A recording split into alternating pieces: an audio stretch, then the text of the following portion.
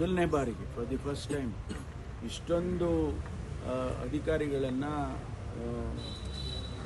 DIGಗಳು ಮತ್ತು IG ಗಳು ಇವ್ರಿಗೆಲ್ಲರಿಗೂ ಕೂಡ ಪ್ರಮೋಷನ್ಸನ್ನು ಇಷ್ಟು ಒಟ್ಟಿಗೆ ಕೊಡ್ತಕ್ಕಂಥದ್ದು ಯಾವತ್ತೂ ಆಗಿರಲಿಲ್ಲ. ಸುಮಾರು 30ಕ್ಕೂ ಹೆಚ್ಚು ಜನ ಪ್ರಮೋಷನ್ಸನ್ನು ಕೊಟ್ಟಿದ್ದಾರೆ. ಅವರೆಲ್ಲರಿಗೂ ಕೂಡ ಜವಾಬ್ದಾರಿಯನ್ನು ಕೂಡ ಈಗಾಗಲೇ ನಾವು ಕೊಟ್ಟಿದ್ದೇವೆ ಅವರಿಗೆ ಜವಾಬ್ದಾರಿಯನ್ನು. ಅವರೆಲ್ಲ ವೆಲ್ ಟ್ರೈನ್ಡ್ IPS ಆಫೀಸರ್ಸ್ ಆಗಿರೋದ್ರಿಂದ ರಾಜ್ಯಕ್ಕೆ ಅವರೆಲ್ಲ ಚೆನ್ನಾಗಿ ಕೆಲಸ ಮಾಡ್ತಾರೆ ಅಂತ ನಿರೀಕ್ಷೆ ಮಾಡ್ತಾರೆ. ಅಧಿಕಾರಿಗಳ ಜೊತೆ ಚರ್ಚೆ ಮಾಡಿದ್ವಿ. ಇಲ್ಲ, ಬ್ರೇಕ್ಫಾಸ್ಟ್ ಅಷ್ಟೇ ಮಾಡಿದ್ವಿ, ಏನು ಚರ್ಚೆ ಏನು ಮಾಡಿಲ್ಲ. ಬ್ರೇಕ್ಫಾಸ್ಟ್ ಅಷ್ಟೇ ಮಾಡಿ ಒಂದು ಏನಂತ ಹೇಳಿದರೆ, ಕೇಂದ್ರ ಸರ್ಕಾರದಿಂದ ನಮಗೆ ಮೊದಲನೇ ಬಾರಿಗೆ ಫಾರ್ ದಿ ಫಸ್ಟ್ ಟೈಮ್ 350 ಕೋಟಿ ರೂಪಾಯಿ ಮಾಡರ್ನೈಸೇಷನಿಗೆ ಬಂದಿದೆ ನಮ್ಮ ಇಲಾಖೆಗೆ. ಅದು ಕೂಡ ನಾನು ಕೇಂದ್ರ ಸರ್ಕಾರಕ್ಕೆ ಅಭಿನಂದನೆ ಸಲ್ಲಿಸ್ತೇನೆ. ಮತ್ತು ನಮ್ಮ ಇಲಾಖೆಯಿಂದ ಮಾಡಿದ ಪ್ರಯತ್ನ, ಮುರುಗನ್ ಅವರು ಬಹುಶಃ ಒಂದು 10 ಬಾರಿ ಹೋಗಿ ಬಂದಿದ್ದಾರೆ ನಮ್ಮ ADGP ಅವರು. ಅದು ಕೂಡ ಯಶಸ್ವಿಯಾಗಿದೆ. ಅವರಿಗೆ ಇಲಾಖೆಗೆ ಒಳ್ಳೆಯದಾಗುತ್ತೆ, ಮಾಡರ್ನೈಸೇಷನ್ ಮಾಡೋದಕ್ಕೆ ನಮಗೆ ಅನುಕೂಲ ಆಗುತ್ತೆ ಅಂತೇಳಿ. ಇನ್ನೊಂದು ಪ್ರಶ್ನೆ ಕೇಳಿದ್ರೆ, ರಾಜಕೀಯವಾಗಿ ಪದೋನ್ನತಿ ರಾಜಕೀಯ ಪದೋನ್ನತಿ 26ಕ್ಕೆ ಅದು ನಮ್ಮ ಹೈಕಮಾಂಡ್ನವ್ರು ಬಿಟ್ಟರು. ಹೈಕಮಾಂಡ್ನವ್ರು ಮಾಡಿದ್ರೆ ಆಗುತ್ತೆ. ನೋಡಿ, ನಾನು ಯಾವತ್ತೂ ಕೂಡ ಆಶಾವಾದಿಯಾಗೇ ಬದುಕಿದ್ದೀನಿ ಇಲ್ಲಿವರೆಗೂ. ಅದೇನು ಹೊಸದಾಗಿ ಆಗಬೇಕಾಗೇನಿಲ್ಲ. ಎಲ್ಲರಿಗೂ ಈಗ ನಿಮಗೆ ಜೀವನದಲ್ಲಿ ಏನೇನೋ ಆಗಬೇಕು ಅಂತ ಇರೋದಿಲ್ವಾ? ಮನುಷ್ಯನಿಗೊಂದು ಆ್ಯಂಬಿಷನ್ ಇರಲೇಬೇಕಿಲ್ಲದ್ರೆ ಮನುಷ್ಯನ ನಾವು ಆಗೋದಿಲ್ಲ. ಹಾಗಾಗಿ ನನಗೂ ಆ್ಯಂಬಿಷನ್ ಇದೆ, ಎಲ್ಲರ ರೀತಿಯಲ್ಲಿ ನನಗೂ ಕೂಡ ಆ್ಯಂಬಿಷನ್ ಇದೆ.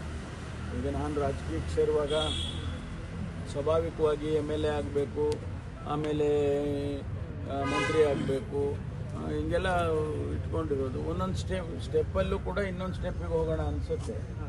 ಅದರಿಂದ ಅದೆಲ್ಲ ನಮ್ಮ ಹೈಕಮಾಂಡ್ಗೆ ಬಿಟ್ಟಿರ್ತಕ್ಕಂಥ ವಿಷಯ. ವಾತಾವರಣ ಪೂರಕವಾಗಿ. No, it is actually a little challenging for us because every time something or the other happens.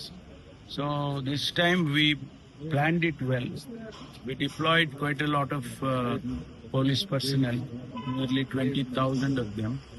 And I myself went and sat in the command center, seeing and giving instructions. Myself and the DG, we both were sitting in a command center and seeing what was going on in the city. And if there were some,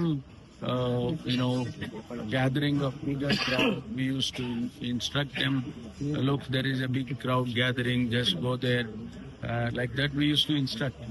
And I'm very happy that it all went peacefully. I'm very happy that people enjoyed and celebrated the New Year successfully. And most of the IPS officers got a promotion. The main question is when the Home Minister will get promotion. No, totally two different things. One is official, one is political. Official, yes, we have done a lot of promotions were pending. I have cleared more than 30 senior officers, from SP to DIG and DIG to IG. But your second question, it's all depends on the High Command.